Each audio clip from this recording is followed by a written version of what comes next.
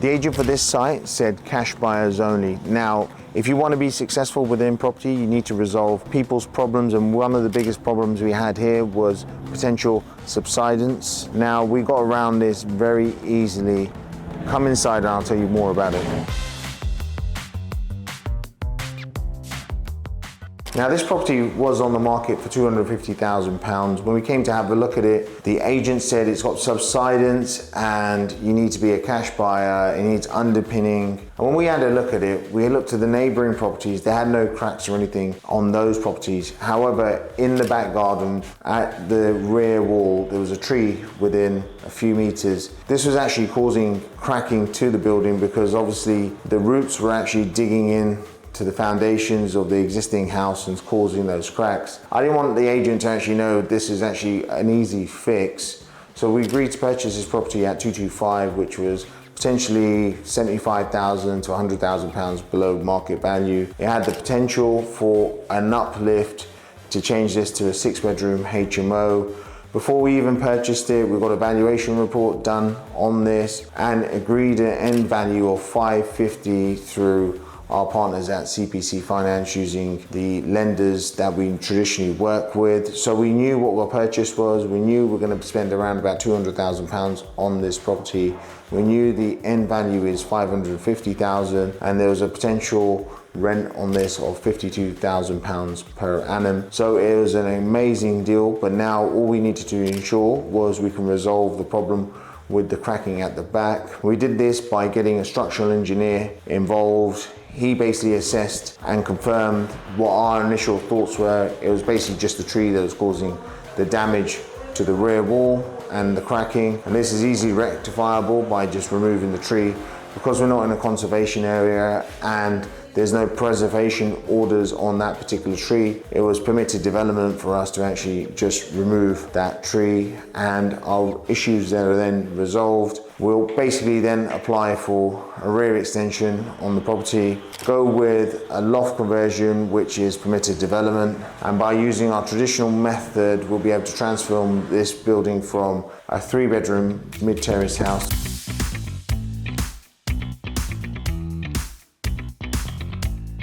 to a 6-bedroom, all ensuite, mid-terrace HMO.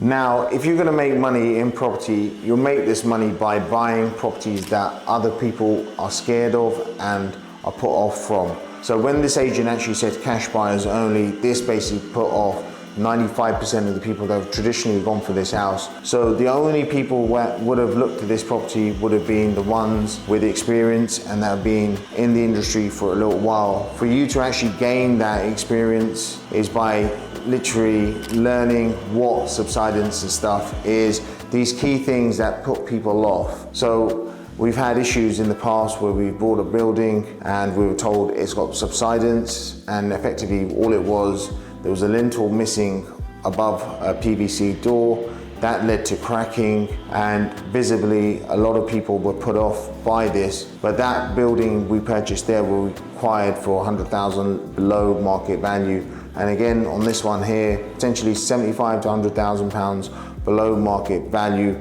But that's just literally just being confident on knowing you can resolve issues within this building. What we've actually done here is purchase below market value, and personally, I think this is where you make the most amount of money within property, is when you actually buy. If you can purchase it at a lower amount, you can guarantee yourself you're going to make a significant uplift once you add value to that building also. To get the max uplift within a building project, whether it's residential or commercial, you need to think of angles of adding value what other people have actually missed.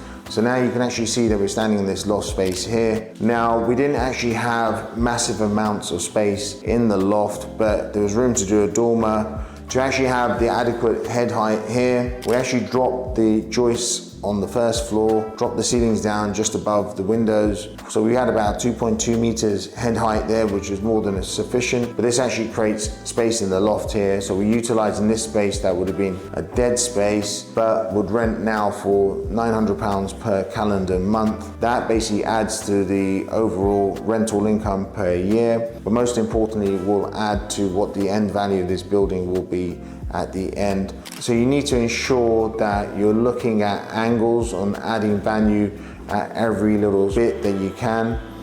Lofts, basements, certain areas like that are key ways of actually adding value and bringing dead space back into play.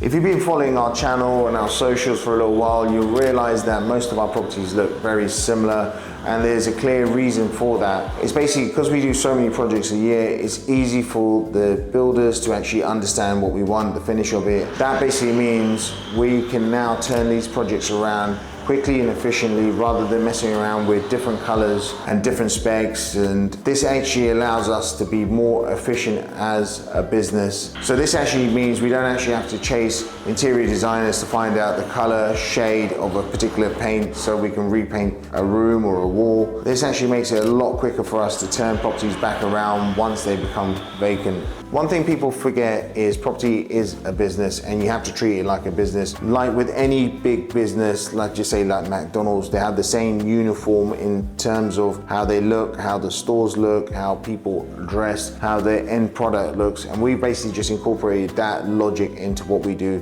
in property, and that actually makes us more efficient going forward and ensures that everyone's on the same page as we work and push forward on all our projects. Now you may have noticed on our HMOs and our doors that we have punch locks, so mechanical locks on there, and you're probably wondering why. So when we started off our HMO journey back in 2010, we actually had keys for these properties, and now you can imagine you've got one key for the front door and 6 keys for the internal doors, and it became a bit of a nightmare for us, especially when you get phone calls at midnight saying, look, I've locked myself out or I've lost my key, how do I get into the property? We did look at putting key safes and stuff at the front door, but what would happen is that key would go missing and you physically then need to turn up at that property. So we thought of a solution, and we've been doing this for over 10 years, which was mechanical door locks. This basically is quite an easy and effective way of managing a site. You can have a lock on there that you can change the code to at any time by just opening up and just reconfiguring it inside,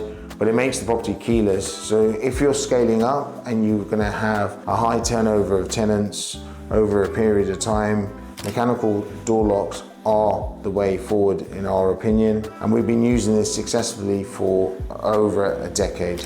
Now this project's actually been going on for 4 months. This is where we were before we started.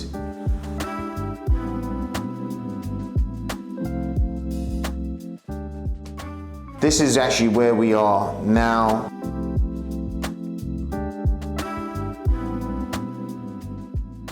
We've got probably less than 8 weeks to go before we complete this project.